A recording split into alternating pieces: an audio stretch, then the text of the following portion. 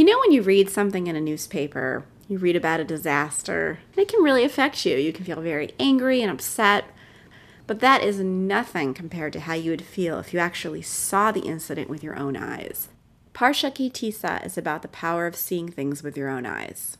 When the people saw that Moses had delayed in coming down from the mountain, they realized that they didn't have him anymore in front of their eyes. They missed him. They could not see him, and thus, like a baby, did not trust that he would come back. Like a baby, the people needed a transitional object. They needed something to represent Moses so that they would believe that he was still there.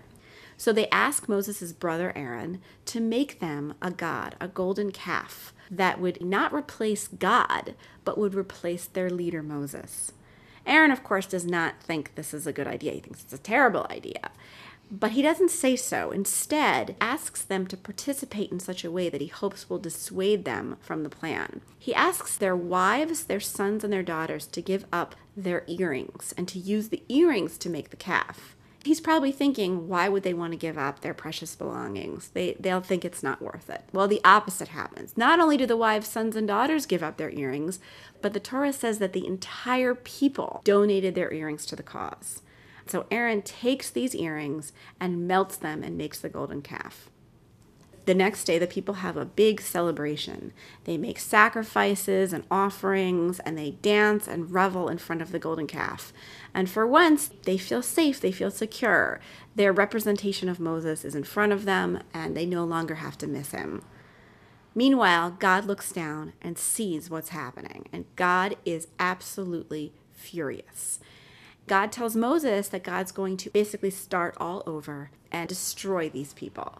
Moses, who has not seen the action with his own eyes, has a little bit more perspective on it. He realizes it's terrible, but he doesn't feel the full tragedy of what's happened. He's able to think more rationally and ask God to try to have a little perspective about it. This is an incident. It's a single incident. He asks God to remember God's promise to Abraham, to Isaac, and to Jacob, and to take a much more long-range perspective on history.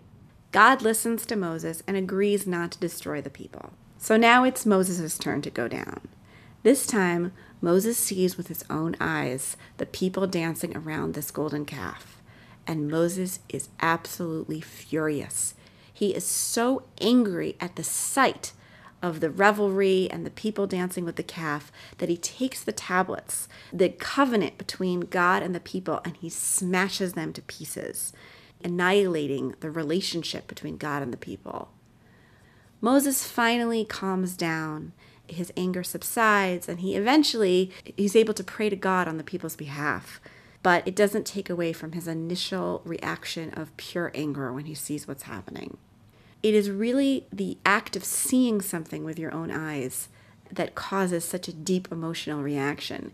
It is the people not seeing Moses that makes them want to create the calf. It is seeing the calf that makes the people feel more secure and not need Moses anymore.